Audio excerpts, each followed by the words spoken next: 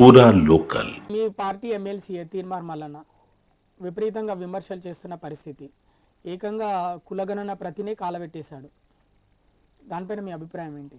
నేను తీన్మార్ మల్లన్నను ఒకటే చెప్తున్నాను.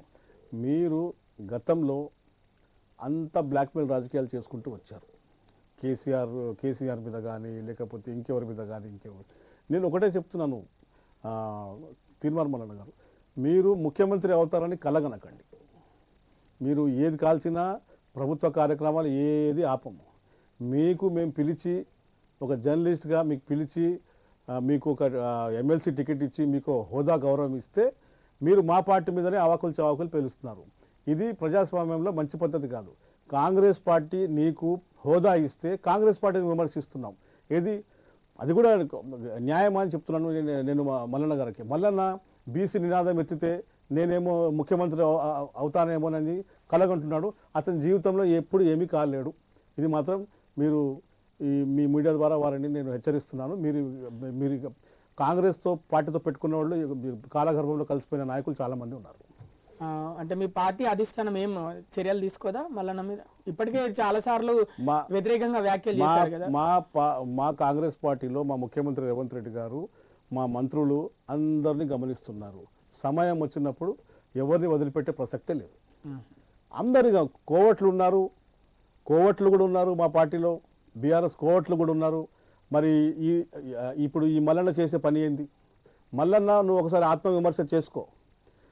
నీ బతుకు ఒక బ్లాక్మెయిల్ రాజకీయం నుంచి నువ్వు పుట్టుకొచ్చిన బిడ్డ. నువ్వు కాంగ్రెస్ పార్టీతో పెట్టుకుంటే నీ బతుకు బస్ స్టాండే అవుతుంది.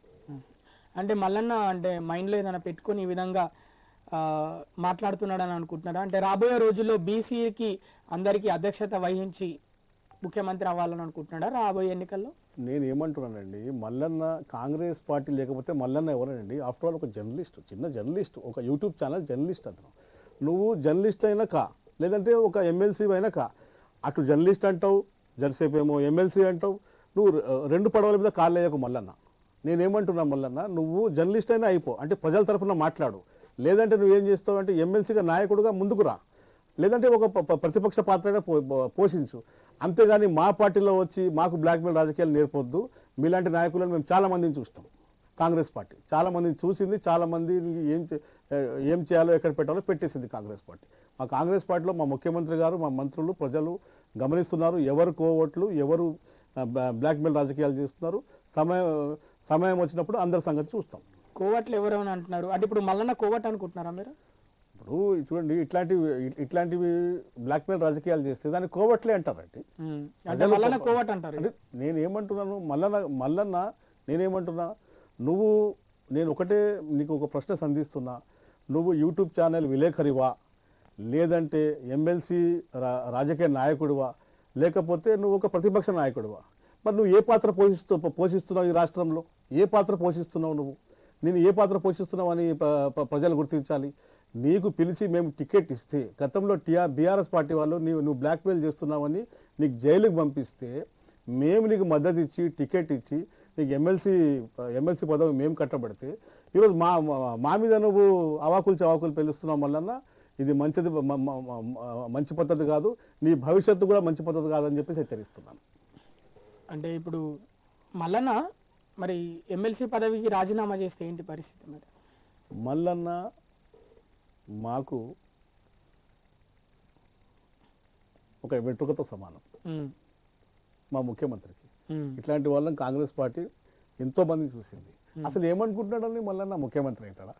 ఏమవుతాడండి? అతను ఏమి కాలేడు. గతంలో అతను బ్లాక్మెయిల్ రాజకీయం చూసి కేసీఆర్ మల్లన్నను అప్పుడే గుర్తుపట్టి నీకు జైలు పంపించేసిండు. ఆ రోజుల్లో ప్రతిపక్షంలో ఉండి కాంగ్రెస్ పార్టీ నీకు మద్దతు ఇచ్చి నీకు ఒక పదవి ఇస్తే నువ్వు మా మీద బ్లాక్మెయిల్ రాజకీయం చేయకు మల్లన్న. నువ్వు సాధించుకునేది ఏముండదు ఇక్కడ.